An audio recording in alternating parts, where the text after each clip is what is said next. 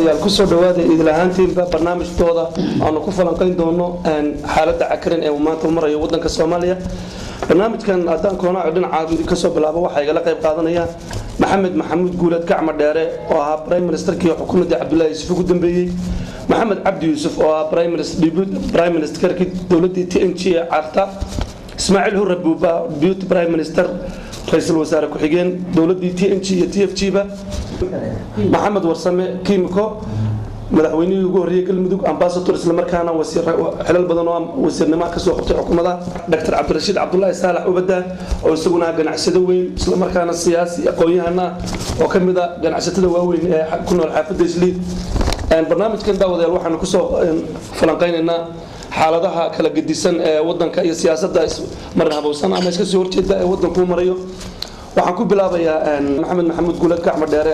su-aasha ugu horeysan ku weydiinaya waxay tahay mudane shirkan Kampala dhawaanahan ka qabsoomay iyadoo la filayay inuu ka dhaco Muqdisho iyo wadanka gudihiisa loo barnaamij kii halka adana xagga loo gudbiyay adiga soo koobay.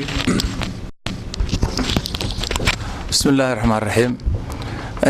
waa ku mahadsantihiin baraarujintaan ummadda Soomaaliya aad baraarujinaysaan iyo sida aad uga fikiraysaan xaaladda Soomaaliya cakiran. marka aan ku bilaabo su-aasha ugu horeysa, shirkii Kampala ka dhacay usbuucii dhawaa waa shir yani aanu aragno inuu ahaa shir ay ka dambeeyeen labadii hoggaan oo kala hogaaminaysay dhinacyadii isku khilaafsanaa TFG-da institutionkeeda isku khilaafsanaa labada dhinac oo kala hogaaminaya gudoomiyihii baarlamaanka iyo madaxweynihii. khilaafkoodii ayuunbaa wuxuu la galay in ay yani go'aankaas ay gaaraan ayuu la galay. go'aankaasoo dee sida u muuqda ama yani xaqiiqadiisiba ay ka tarjumeen ummadda Soomaaliyeed meel kasta ay joogaan inaanu ahayn go'aan u qalmo ama ku taagan maaragtay charterkii. marka sababtiisu yani waxaan qabaa in ay ahayd labada madax oo iyagu dantoodii ama yani ka fadilay tii qarannimada. markaan sii macneeyo yani waxay diidanayeen doorashada iyo go'aanka baarlamaanku uu gaaray oo uu qabay in Agoosto ka hor gudoonka baarlamaanka iyo madaxweynaha la doorto. taas waxay u arkeen inaanay mid dantooda ku jirin. dan marka waxay ila muuqatay anay si ila tahay inay leenka uga cararhayeen ka bacdana ay ku khasabtay inay ka tilaabsadaan sharcigii iyo dantii Soomaalida. sidaasna waxa ugu heeliyay madaxdii kale oo ajnabiga ahayd oo la joogtay, laakiin eedda waxaan u badanaynaa madaxdeennii balmay maanta maraysaa. sida uu sheegay maxamed uu sheegay anigu ma aaminsan labadooda inay khilaaf ku dhex jiro waana aqaanaa, laakiin riwaayad waxay u dhigahayeen ma garanaysaa qaybaha kala gedisan oo bulshada ay riwaayad u dhigahayeen weligoodna isma ay khilaafin. maaha markii koowaad ay isiraahaan waa iskhilaafnay misna ayagoo garbaha haysta la arkay maya. ujeedadooduna waxay ku salaysan tahay mar walba dantooda shakhsiga ay ku tiirsan tahay mid qaranka iyo ummadda soo danaynaysa midda ma aha. aqoon dheer baan u leeyahay labaan. shirka meesha lagu qabtay shir xaaraan u ahaa. wuxuu ahaa shir lagu xadgudub lagu sameeyay madax banaanidii iyo qarannimada ummadda Soomaaliya iyo wadajirkeeda lagu sameeyay buu ahaa. shir wuxuu ahaa la hoos keenay dawlado mataqaanaa ay sheegeen Afrikaana in xukuumaan Soomaaliya.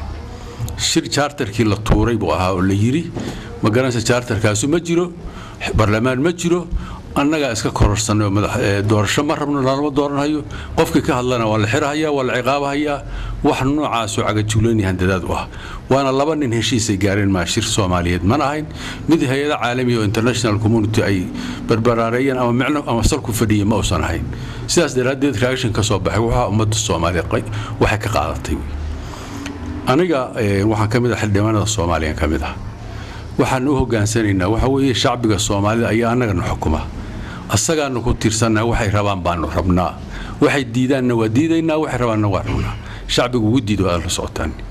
xildhibaanada Soomaalida waxaan golaha shacbiga oo ah tiirdhaxaadka nidaamka hadda jira inay ilaaliyaan rabitaanka dadka Soomaalida ugu baaqahaya oo sumcadda iyo sharafta ummadda Soomaaliyeed ay matqaana soo ceshadaan oo eedaha loo soo jeedinayo oo nala ku tilmaamayo mar walbaba inaynu nahay dad niman leeyihiin meesha raba loo jeeyo inaynu ka baxno.